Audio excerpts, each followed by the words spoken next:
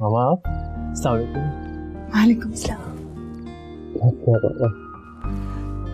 क्या बात है अहमद, तुम मुझसे मिले बगैर ही अपने कमरे में आ गए? मुझे था कि आप सो ना रही हो इस टाइम। कभी पहले ऐसा हुआ है? तुम्हारे घर आने से पहले मैं कभी सोई हूँ क्या? काफी टाइम हो चुका था ना, इसलिए। मगर तुमने तो किसी से मेरे बारे में पूछा ही नहीं। सॉरी मामा, बहुत थका हुआ था मैं। कहाँ थे तुम सुबह से अब तक? वो मैं नजम के साथ था। फहद वाला केस में मेरा पेश होना बहुत जरूरी था। काफी मुझे कॉल्स आ रही थी उसकी।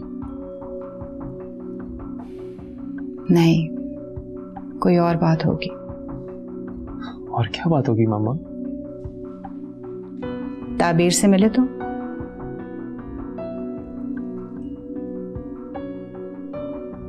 मैं कुछ पूछ रही हूँ अहमद। जी गया था मैं वहां कुछ वक्त के लिए।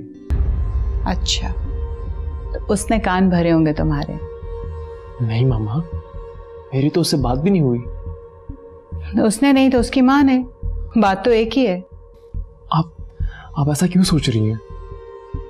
सोचना पड़ता है क्योंकि उसके इस घर में कदम रखते ही मेरी तो दुनिया उजड़ गई। बस अब एक ही कसर रह गई थी, वो भी उसने पूरी कर ली।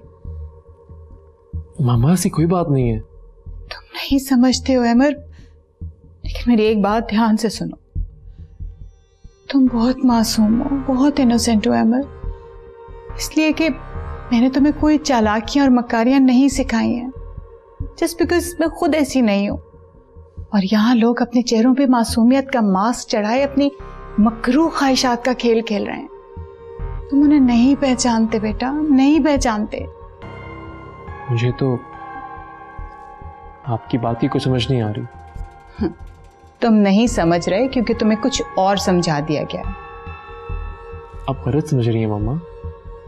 गलत ही समझते आई हूं, मगर एहसास आज हुआ। मैं गलत ही समझती आई थी। आज से बरसों पहले जिस रोते बिलखते बच्चे को मैंने अपनी गोद में उठाया, पाल पोस के बड़ा किया, वो सिर्फ 2 दिन की रफाकत के बाद एक अजनबी लड़की की बात को सच मानने लगा है। नहीं मामा, ऐसा नहीं है। ऐसा ही है, मान जाओ कि ऐसा ही है। अब तुम मुझे खुद बताओ, किसी शरीफ घराने की बहू अपनी सास को इन्फॉर्म किए बगैर अपने हस्बैंड की एब्सेंस में अपने घर से किसी कजिन के साथ चली जाती है क्या?